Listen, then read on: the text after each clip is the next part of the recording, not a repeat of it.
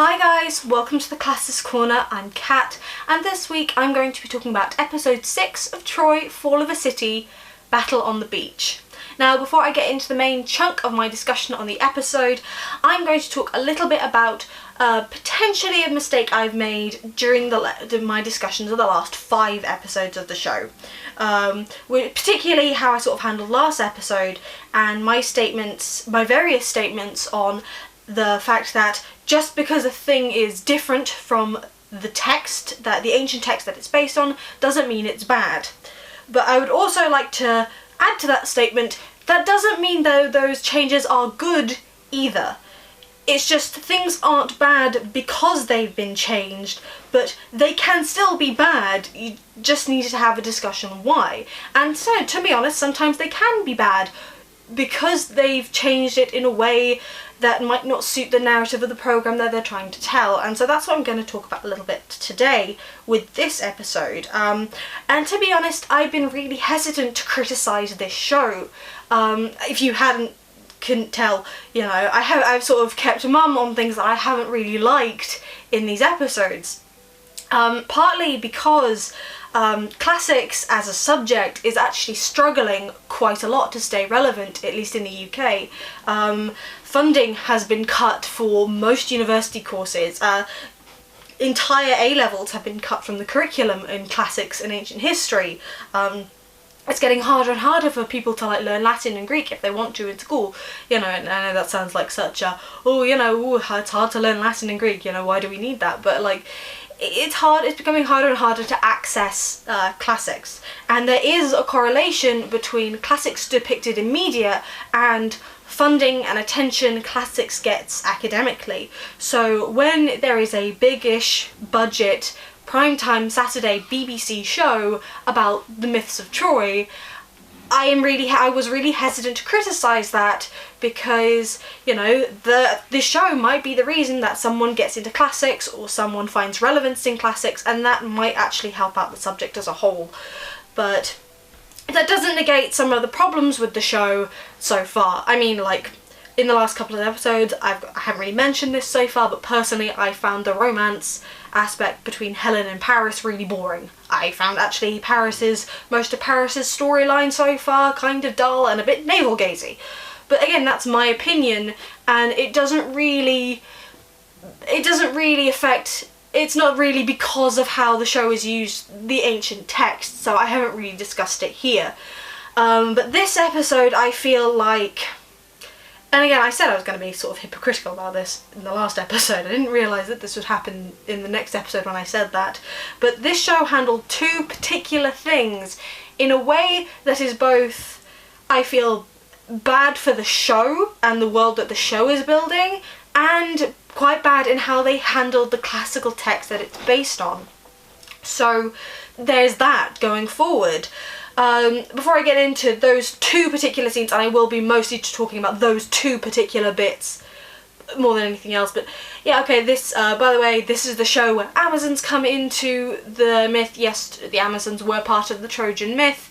They were, you see them mentioned a little bit in Virgil, when Aeneas sees a frieze depicting the Trojan War in Carthage. The Amazons are mentioned there. They're also mentioned in depth in Pseudo-Polydorus, so those are some writers where you can check out and find Amazons at Troy.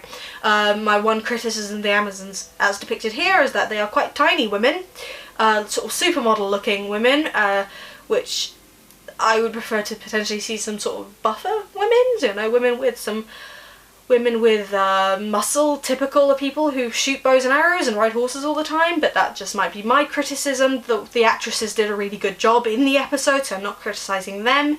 It's just, lots of the women on the show are very tiny, and that's not a body shaming thing, it's just, I would prefer to see sort of a different range of different women's shapes and sizes on the show, but that's just a minor point in this episode.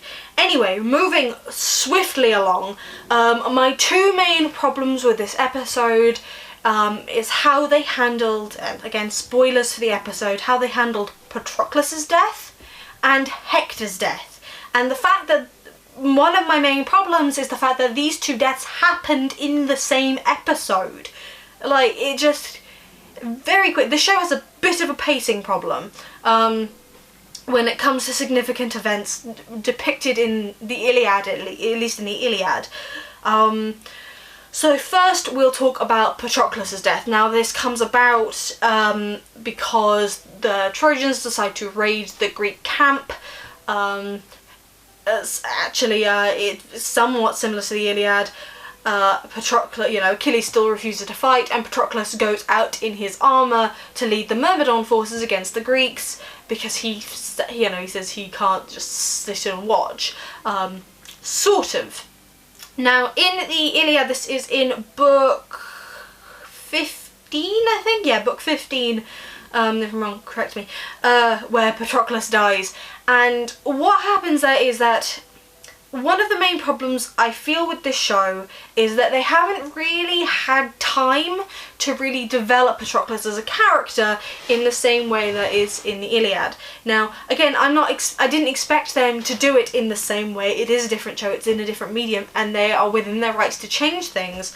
But Patroclus doesn't really have much to do in the show. He gets a few mentions, he's kind to Briseis, Achilles. He's with Achilles a little bit, but you don't see him conflicted over the fact that Achilles is not fighting until this episode. He doesn't really have much to do, and then he just sort of, he goes out in Achilles' armour and then he dies. And in that, with Achilles and Patroclus' relationship, they sort of cut out a lot of scenes from them from the Iliad. Now this makes sense because they're focusing more on the Trojans and that, so obviously stuff from Achilles' main, the main driving force of the Iliad as a poem, Achilles' storyline with Patroclus is sort of cut away. And I feel like what they've done is they've replaced that by just the blanket statement of, oh, they're together romantically, they're in love. Now, I'm not saying they are in love, and I'm not saying that in the Iliad the interpretation of them being in love is wrong. It's just, it feels like a bit of a cop-out, really. The fact that they had this sort of strong relationship in the Iliad, which was complicated and companionable, and there was sort of a building tension between them before eventually Patroclus sees that his friends and companions are being slaughtered on the battlefield while he is stuck because Achilles is being stubborn.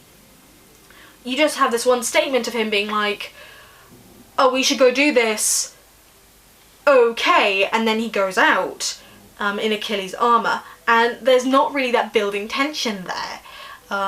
So I feel like by cutting out that element from the Iliad and just replacing it with oh, we're in love, and that's why he's doing this. And ultimately, with Achilles' reaction to Patroclus' death, we also have that lack of depth there, because all of that, all of that tension that was building up between the two characters in the poem is just replaced by, oh, they're in love, that's why you should care, and that's why he cares. Now, I'm not saying that they shouldn't be in love. I think all of that tension and they're in love is great, It adds a different, it's good, but you can't just replace all of the thing with the blanket statement they're in love. And I think there's a similar problem with Helen and Paris, actually. They're just in love and they have romantic scenes, but even without godly intervention of, oops, suddenly they're in love, there's not really a lot of explanation of why they're in love, or any depth to their character, because again, it's a lot of problems of show don't tell. And this show tells us a lot of stuff without actually really showing it. So that's one of my problems initially leading up to Patroclus' death. And another big problem with that is actually the death scene itself. Now, in the Iliad, and I feel like I might be saying that a lot in this episode, what happens is Patroclus is told by Achilles, oh fine, you can go fight, but don't challenge Hector, and if we get just fight on the beaches, just sort of fight thing. If the Trojans start retreating, just don't go after them, just leave it. And when then Patroclus sort of ignores that and sort of goes after Hector, there's an element of hubris to that, in that Patroclus sort of leads to his own death against Hector by going, and there's a tragedy there. There's also a build-up in where Patroclus on the battlefield is phenomenal, and I feel like that's a thing where adaptations of Patroclus's character in lots of things, this is just sort of the latest one, where like Song of Achilles, Troy, and a few other adaptations sort of make Patroclus so significantly weaker than Achilles, it's not really funny. Like, it's just sort of, he goes out and it's almost like a big farce that he could be considered as good as Achilles. But he, in ancient texts depicting him, Patroclus is the second to Achilles. He's a Myrmidon warrior. He's really strong, he's really powerful, and he's just not quite as good as Achilles. He's not weak in any way. So, you know, and he holds his own with Hector for a bit. Before Hector, he killed Sarpedon, son of Zeus, on the battlefield, and Sarpedon's a character in the Iliad that you see quite a few times, and he is a good warrior, and he's a phenomenal warrior. So Patroclus against Sarpedon, Patroclus wins. He kills Sarpedon because he is a formidable fighter. So Hector, you know, he starts getting big, he starts getting a bit of hubris, and he goes after Hector, and that leads to his death. It's not as, you know, it's not as a simple a fight as that. So when Hector finally kills him, you feel the death of this powerful warrior going forward. But in this, I feel like the fight was sort of weak. I mean, first of all, the audience comes in halfway through the fight. Not even halfway through the fight. We see the tail end of this fight, where Patroclus, who is part and heart of soul of at least the text that this all is based on, we really should have had more time with him if they were going to do this with enough emotional weight to it. So we go in there, and we literally just see Patroclus dying. And then we hear Achilles wail, and then go forward, and there's that. But it doesn't have this, I felt it didn't have enough weight to it. Yeah, and so I just felt like there wasn't enough to it. As well as the fact that Achilles is there when Patroclus dies in this scene.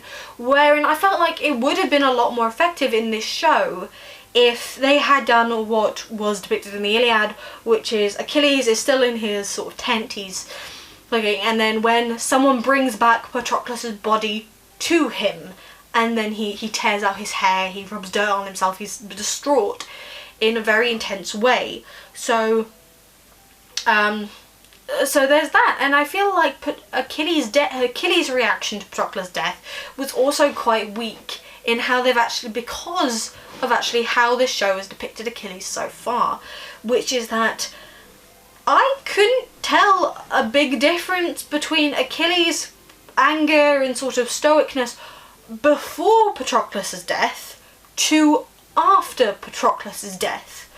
I mean, in the Iliad, like I said, I'm saying that a lot, the anger before the death of Patroclus' death was contemplative. It was sort of, oh well, I'm not getting my honour and glory, so I should just go home, I shouldn't bother fighting, you know, why is it worth it? Oh, I'm angry because I've been, you know, I've been dishonoured, oh there's this, and he's very conflicted over a lot of stuff, and he's basically moping.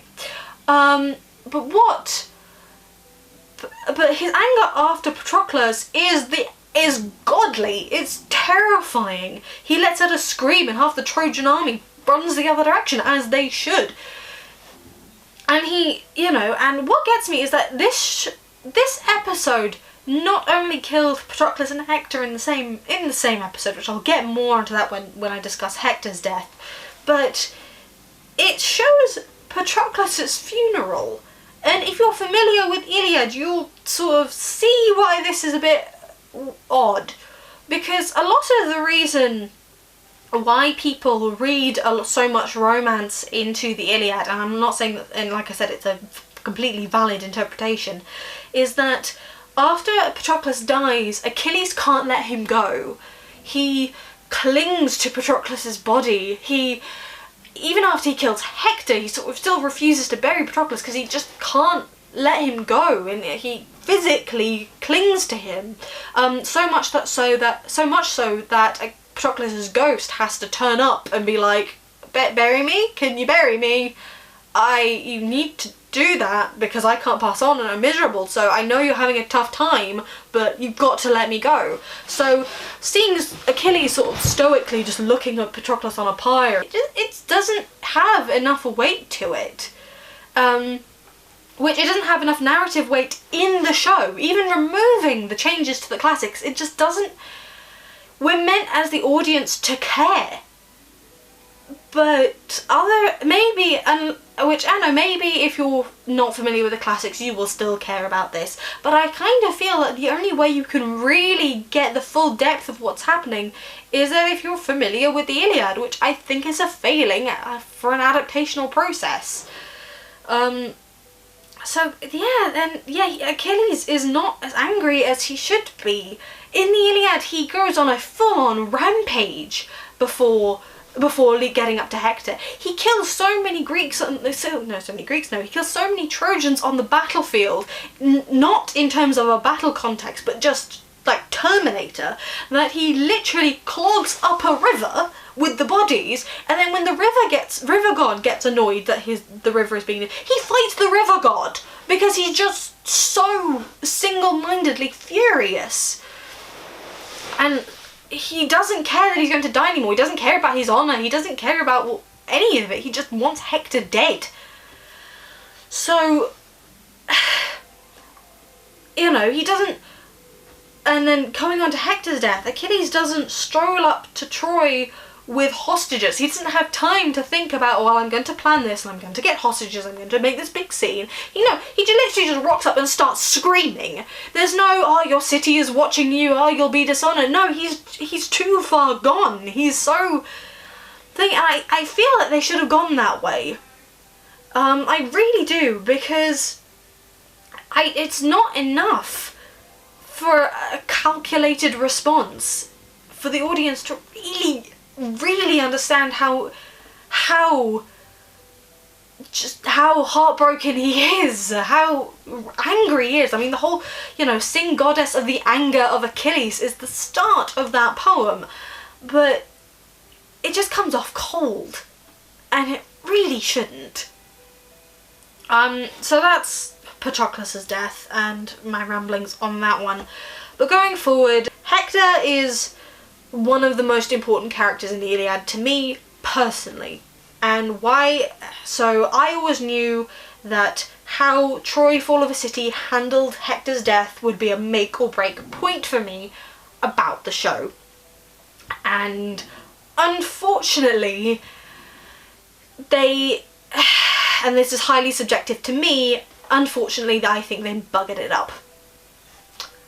And how they did that was a lot to do with pacing, a lot to do with character moments, and a lot to do with functionally, again, a lot of the show don't tell aspect of this story.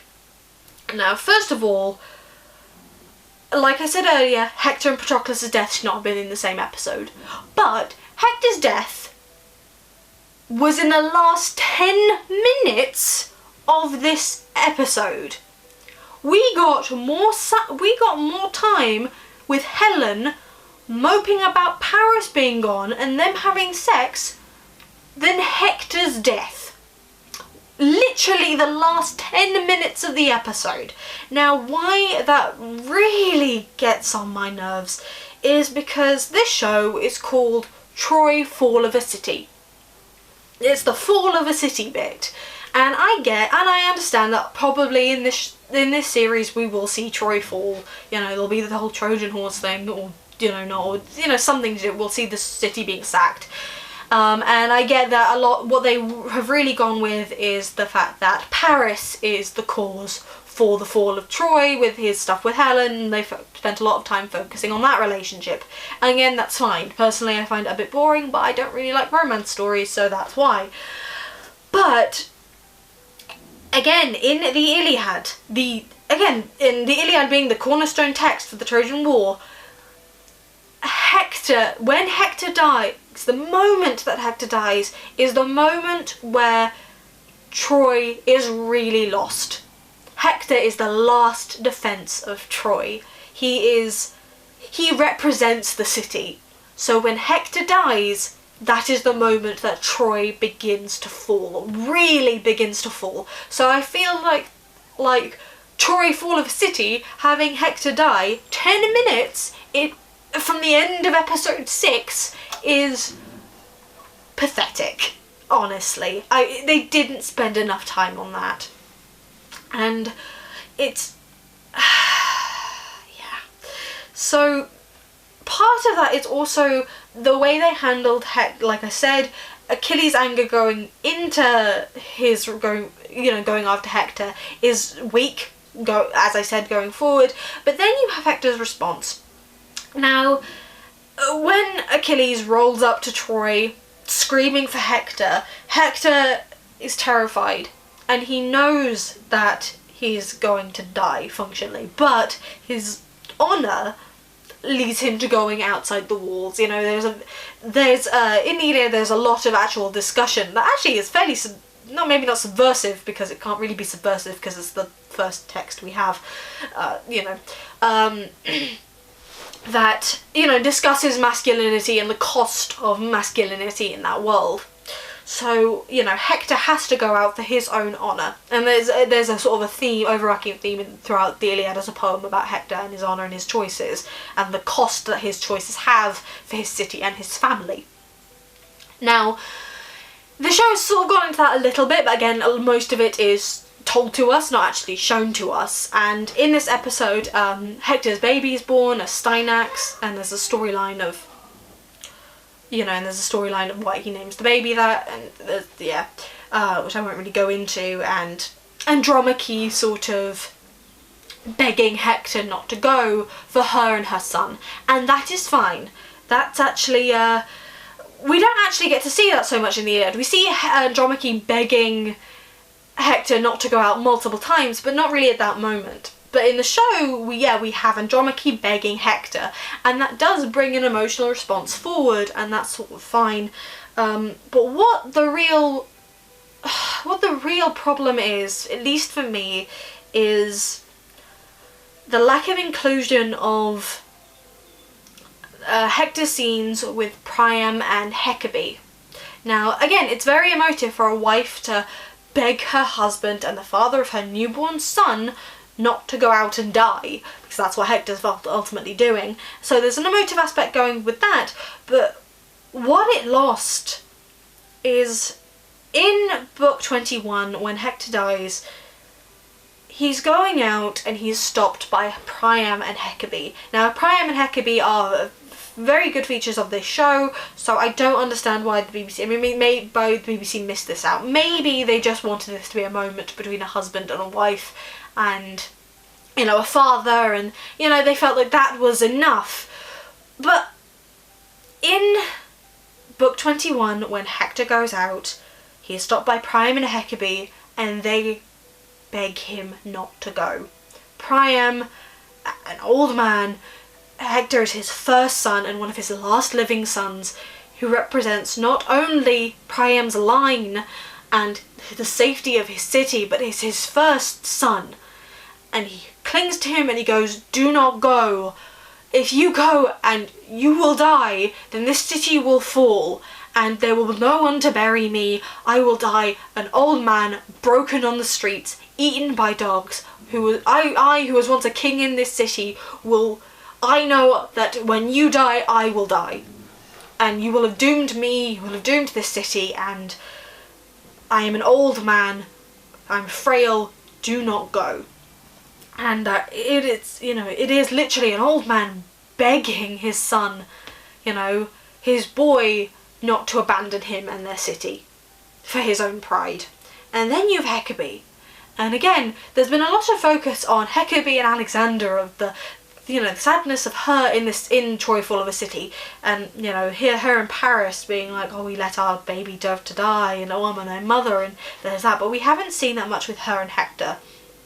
And in the Iliad, she clings to him, and she clings to her breast, and she goes, "You're my son. You're my baby. I fed you at my breast. You're mine. I can't see my son die. I can't watch that happen.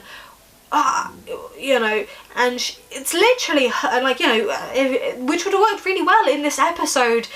If that had happened in this episode, it would have worked, because you'd have, you know, you'd have the newborn Astyanax and Andromache being like, don't leave my child fatherless. But then you also, but Hector is Hecabe's baby. He might be a grown man, but he is still her tiny little boy, who she will have to see murdered and brutalized. And it's such a strong scene, and legitimately, as far as I'm concerned, I'm not doing it justice. Like, if you can, go read the Iliad and go read that scene and read it, you know. I'm not doing it justice at all. So yeah, as far as I'm concerned, that is one of the most important and emotive scenes in Western literature, because it is universal. Losing the most important person to you in Achilles losing Patroclus is awful, and it's emotive in a really strong way that really ties into, you know, whether or not they are just close friends or they are lovers. Losing that most important person to you it goes beyond ancient, modern. That's a fear that we as humans have. And that ties into it. And again, that's the part of my problem with Patroclus's death in this, is the fact that I felt they handled it weakly. But when Hector dies, people are losing their husband, their father, their son, their brother, and, you know, and the people are losing their defender. You know, he is fighting for his home in a way that, for an ancient audience, they would have gone to war nearly every summer. The threat of their city being burnt and put to the sword and their wives and children being carted away because of their deaths would have been a very imminent fear. But for a modern reader, maybe not the fear of your city being burnt down, but the fear that if something happens to you, the people, how hurt are the people who you leave behind going to be? Your parents, your brothers, your sisters, your friends, your children. Like that,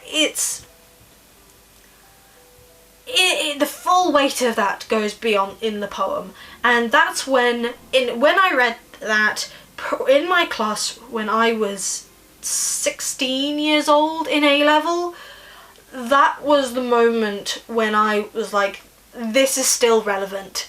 This is still relevant and important and emotive and beautiful and desperate when reading these texts. So sort of, and again, the fact that it's in the last 10 minutes of the episode and you only see the reaction with Andromache and Astyanax, the fact that this show, it doesn't focus on the family aspect. I mean, it does in terms of husband and wife and then sort of very briefly father, but it doesn't go into the real weight of what a loss of a person really is in this context. And that's my biggest problem with this, and was always going to be my biggest problem with this. Whether or not you agree with me is completely up to you. Whether you think I'm focusing way too much on this, again, it's up to you. And going forward, I don't know what the next few episodes are going to be. You know, obviously, in this, Achilles has dragged Hector away, so he's not going to let the burial happen, so that's going to go forward. So I'm really curious to see how they're going forward with this in the last two final episodes of the show. So the pacing is really going to have to do something weird to go forward, but that's just where I stand on it.